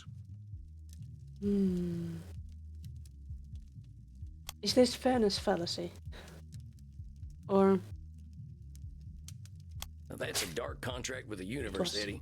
Maybe you thought it'd be fair for you to get rewarded for playing a character, but there weren't nobody running a cosmic payroll. No, perhaps not. But I was a child. Such complexities were beyond my ken. I only knew that when I wore the nappy and quipped to the audience, they thought me worthy. On the contrary, the Edmund of the Rookeries was beneath contempt. A good, poor child was one who worked, or one who died. Society made that clear. Well, we gotta move past our child brains, Eddie. Thinking things are gonna be fair might push us down paths we can't escape from. A line from Macbeth comes to mind. It will have blood, they say. Blood will have blood. 'Tis so for me. But this illusion, this character of Edmund Keane, he has brought me to such unspeakable depths. Do you know why I sought to become a vampire? Why I dwelt in dark places until the curse of immortality was given to me? I became a vampire because I was afraid that my son Charles would be a more successful actor than I was. I could not let his legacy overtake mine. He became a vampire because of his son. I had to be sure that I was the Keane that would be remembered. Dang, Eddie. That's a lot. Yeah. Yes, I have been monstrous. I needed to be the most beloved. I needed my every demand fulfilled. I had my own pet lion. I rode my horse indoors. Eesh. I flew into a rage if anyone denied me sexual gratification. As an immortal, my fears have made me even more terrible. How many promising young actors I have killed because I felt they threatened my legacy. So many lives cut short because I, and I alone, know what acting must be. Indeed, the very reason I am wearing these clothes is because I could not bear the idea that Grimaldi brought something to this stage that I could not. Do you see how pathetic I am? I am battling a man who has been dead for almost 200 years. I can see that you are pathetic like that, but that's labeling, and very cruel of me. We should not do that. The audience was right. I am a most laughable creature. I know what they are thinking, what they have always thought. Look at the fool actor. Look how he debases himself by begging for our approval. The important thing here is accept things as they are, compadre. I cannot accept things as they are, my dear boy. How can I? How can I accept that I have forced everyone around me to confirm my lie of an existence? How can I accept the people I defiled to satisfy my ego? The son I was relieved to see die? The blood I have spilled to sustain my legacy? The lie is all I have, and all I know. I have done such evil to protect it. So, time to stop being so evil.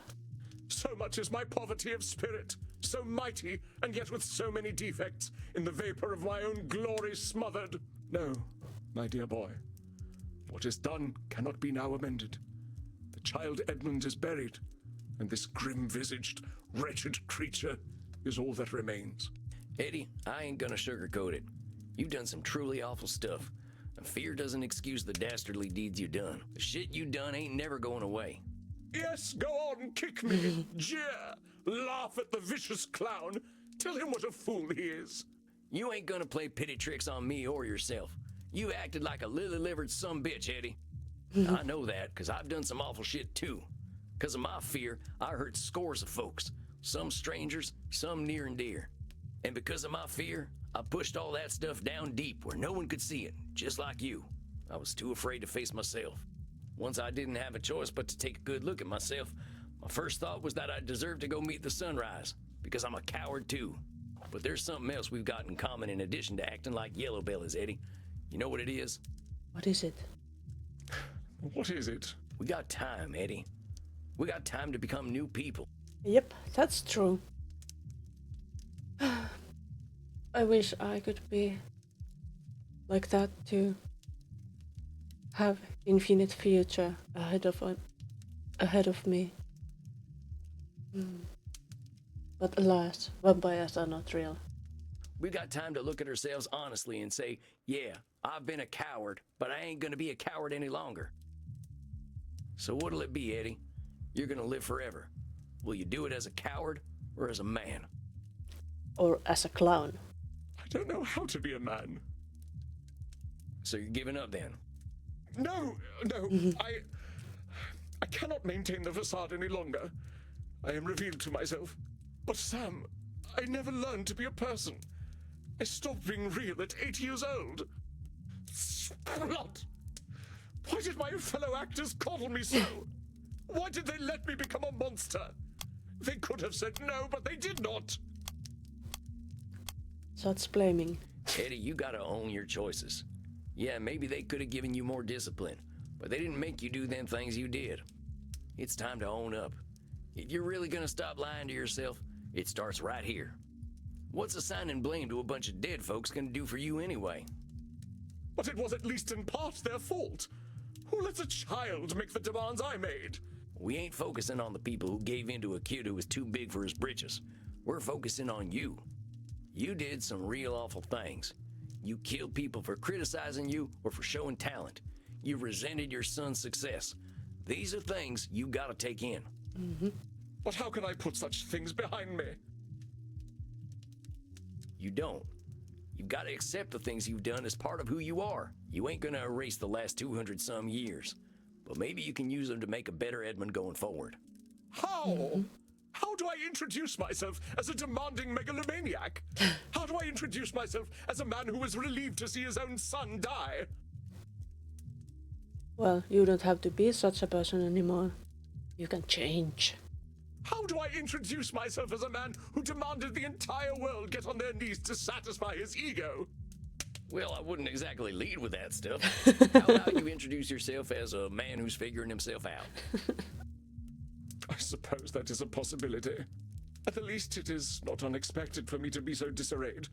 It is known that we actors are all by nature an insecure people. That's quite the generalization. But what else? Not unexpected for me to be so disarrayed.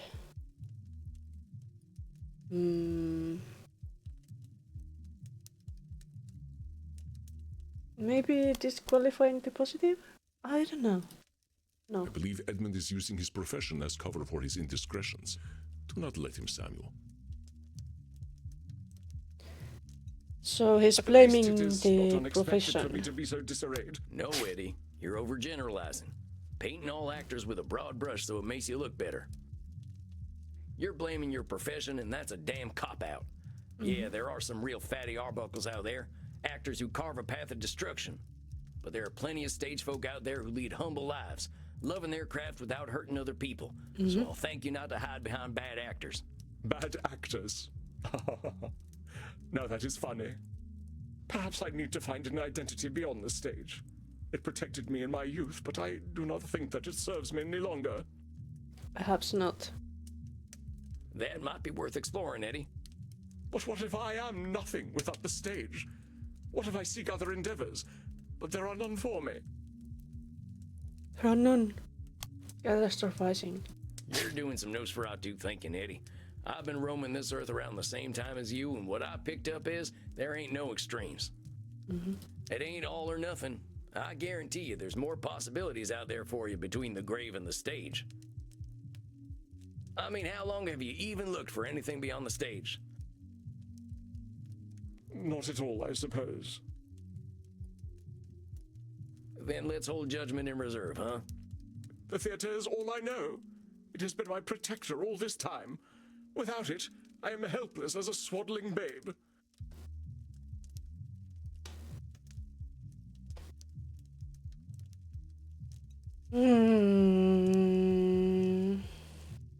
There's control issue there. There's also the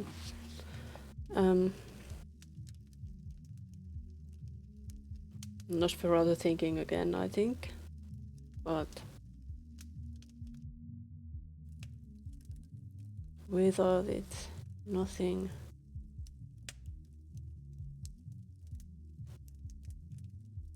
Is it disqualifying the positive? No. Edmund Blaming? believes life No. without the stage is something he Catastrophizing? cannot handle. He is stronger than he knows. So catastrophizing? The theater is... Eddie, come on. The stage is the thing you know, but you ain't helpless without it. I mean, maybe you're forgetting the whole superhuman strength and immortality thing that comes with being a vampire. Indeed. And even besides that, you've learned a thing or two from all them Shakespeare plays beyond acting, I'm sure. You ain't a helpless little boy no more, so don't pretend you're powerless to do something new. Yes. If anything, I certainly have keen powers of self-pity, do I not? Yeah, sure. I wasn't gonna say it. However helpless you might feel, Eddie, remember that's just how you feel right now. That's the amazing thing about being undead. We got lots of time to make a better tomorrow. My mentor, Andy, he says that at 200 years old, we're basically toddlers by vampire standards. And we both got a lot of growing up to do. That is a heartening thought. If we're doing life right, Eddie, we're always growing up. The trick is not to think we're done growing. Spoken like the bard himself. As he said, all the world's a stage, and I am barely past mewling and puking in the nurse's arms. I should be of a more mature mind, shouldn't I? Surely 237 years is old enough to be out of nappies. Doesn't look like it. We got time to grow, Eddie. Let's just be glad you're a 200-year-old baby and not a 2,000-year-old baby, huh? We'd be having a real different conversation then. But growth to me seems nigh impossible. I have allowed my fear to guide my every sad-gutted action. My fear told me when I was threatened, which was always. Always. Oh. This is what I mean, Eddie. You're always in defensive mode, ready for someone to take you down. That ain't no way to live. When you're afraid of some young actor coming up and making a name for themselves, what's so scary about that anyway? I'm afraid they will erase me. I will be just another child of the rookeries, used and discarded, of no value to anyone. No history, no legacy, no record of my existence. Just another child.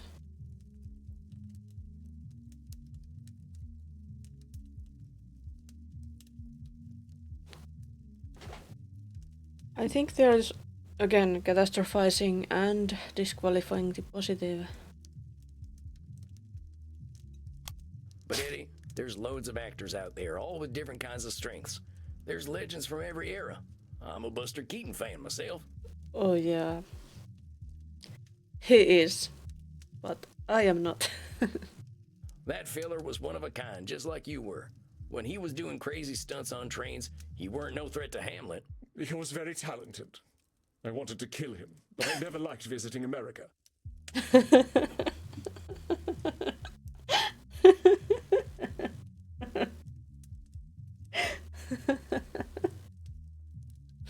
Well, I'm glad you didn't. But you see that his success didn't do anything to yours. Not every threat means your doom. Perhaps my time has passed anyway. There was a time when the stage awaited Edmund Kean, but my death was the end of that time. There was a time when the stage awaited Edmund Kean, when death was the end of that time. Is he blaming his death? He is blaming his death. But I do not believe the stage waits for anyone, Samuel. yeah, Perhaps my time has passed anyway. personalization. Okay, we got some real work to do still. Here's the thing, Eddie. The stage wasn't waiting for you. Theater wasn't waiting for Edmund Kean to show up, and it wasn't waiting for you to die. You're used to making things about you, but the glorious, wonderful truth is, they ain't. How could that be? Not everything is about Edmund Kean. And I got some real good news for you, hombre. You're dead. The pressure's off. All them fears are keeping you locked in time, and you can stay there as long as you like, or you can make some progress. What's it gonna be? I am too much of a coward to die, so I suppose I must live. Too much of a coward to die. You're already dead. I'm glad to hear that. I believe I should go away somewhere cold and dark, where I might be alone with my thoughts. I think that's a great idea. I did the same thing, and it changed my life. Oh, well, my unlife. I suppose all's well that ends well. Those I only lines. hope it does. All's well that ends well. I got faith in you. As long as we're putting one foot in front of the other, that's progress. I shall see you in a month then. You got it, Eddie. Take care of yourself. We'll get you out of that mewling and puking stage before you know it, okay? So it shall be. Very well. Exit Edmund Kean. Stage left. Bravo, Samuel. I was taking notes. It seems the student has become the master. Such high price. Only a master of Praise. fumbling around. I knew I was taking a risk there. You were, but perhaps such risks are justified with such an extreme personality. He attempted to gaslight you, but you held fast and challenged him, sternly but fairly. Sam did well. You have a gentle nature. That must have been difficult. I didn't want to drive him off the edge. I just saw him close to making a breakthrough, and I didn't want him to start sinking again. Well, you can now count yourself among a very small number of therapists who have made a breakthrough with such a one. I do not count myself among them. And you let me handle Edmund? Mm-hmm. Exactly. Why, Andromahos? Why? I had faith in you, Samuel. You affirmed it magnificently. Now, please, go downstairs and find a friendly neck. You deserve it. You deserve a friendly neck. A drink sounds mighty nice right about now. You have a good night, Andy. Rest in peace, my dear friend.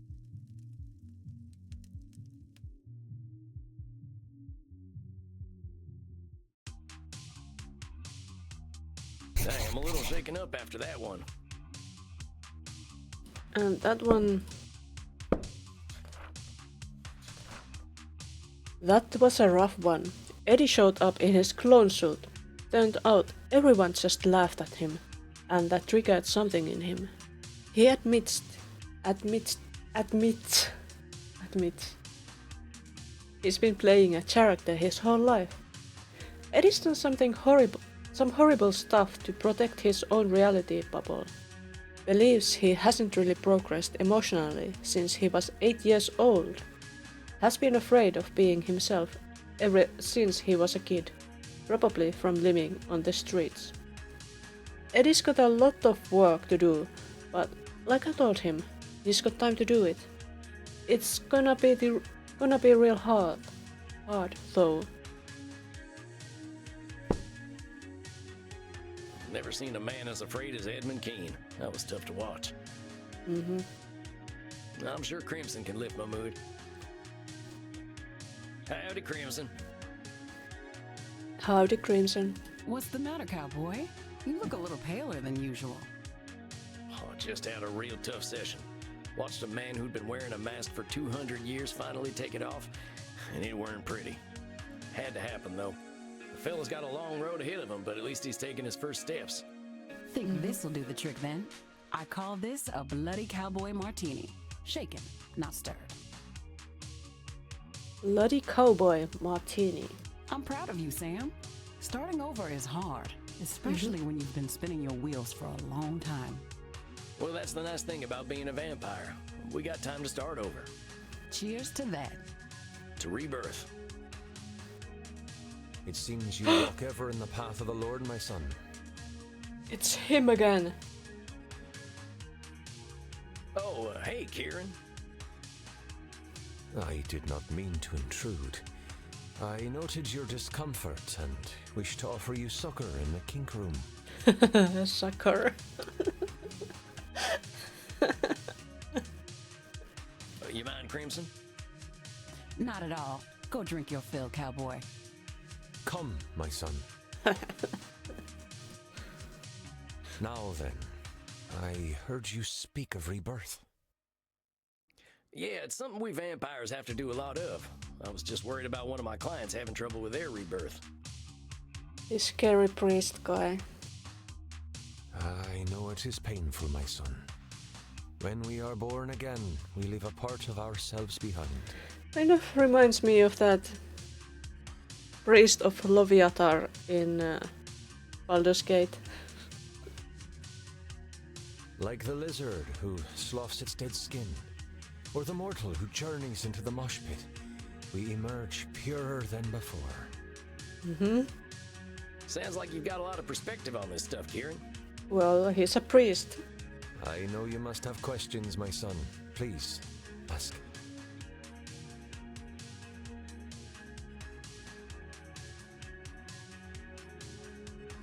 Do we reject ourselves if we are reborn? Ain't being reborn just rejecting who we were? I wasn't a good guy, Kieran, but I don't want to erase my dark days. My son, only in Christ do we truly receive absolution and become beings of pure light. He's a priest, all right. Our darkness defines us. We cannot reject it, just as we cannot reject the Almighty. It is part of us. It is part of us. But do not be shamed by it, my son. Your darkness is beautiful and unique, as is your journey through the darkness. Kinda sounds like disqualifying the positive to me. Actually, it's liner notes from a metal album I'm fond of. Did you have more questions to ask? Can we truly start over? From your spiritual perspective, can we ever truly start over? My son, you know the answer already. We beings of flesh and blood are also beings of judgment. However, we do not stand in judgment of mortals, but of ourselves. If you believe you have defeated your demons, then you have. Yeah, that's true. Reminds me a lot of should statements. And defeating demons is pretty badass, ain't it? It is. Yes, It is the demons who should fear us, my son. Did you have more questions? When is it time to start over? From your spiritual perspective, how do we know when it's time for a rebirth? An hour, a week, a year, a millennium. The answer, my son, is when we are ready. Only the Lord decides when that is. The Lord giveth, and the Lord taketh away, and all is according to his will. Well, that sounds like a control fallacy, though. We can't let someone else make our decisions for us. Indeed. My son, all your trials, the world you live in, they are all his work. He leads you to the truth.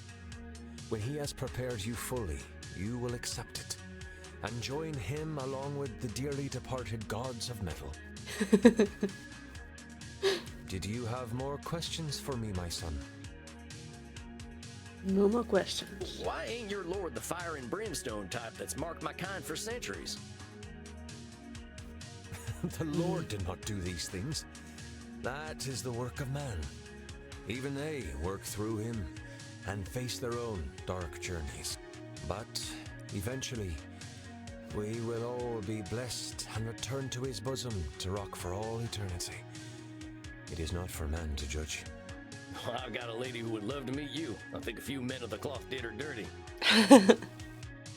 Men will ever seek power. But I know some simply seek blood. Are you ready to receive succor, my son? Give me some succor. Yeah, but I really wish you'd stop calling it that. Why? It's a good name. Ah. I wish to meet my metal gods, my son, but not yet. I failed. Dang, sorry about that. I'll try to be more careful. It's so difficult. But the meditation minigame is still harder. That is enlightening. Wow. Delicious. Priest blood. There. May you be sustained and fulfilled. May you shepherd your lost sheep, as I shepherd the children of the night. You're a one-of-a-kind dude, Kieran. But thanks for the drink and the talk. You have a fine night. One night, Kieran. Godspeed, my son.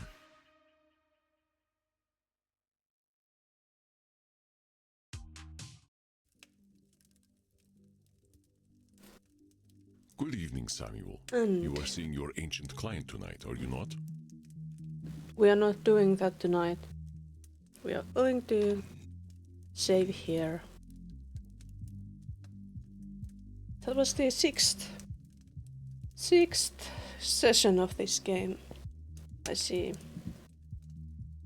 Oh, and my time is also pretty much up for tonight. I wonder if we will finish this game next time. If we do it too quickly, I think I will also do the DLC or start doing that next time. Do we have... Is anyone else playing this game at this time?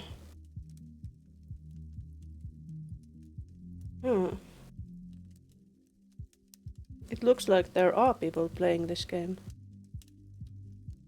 How about we raid one? Can we do that? We can do that. Okay, so that is what we shall do. It is Isai Yoiri. I have no idea who that is, but they are playing also Vampire Therapist. So let's see them. And I will see you all next time, and thank you for joining me today again. Bye bye.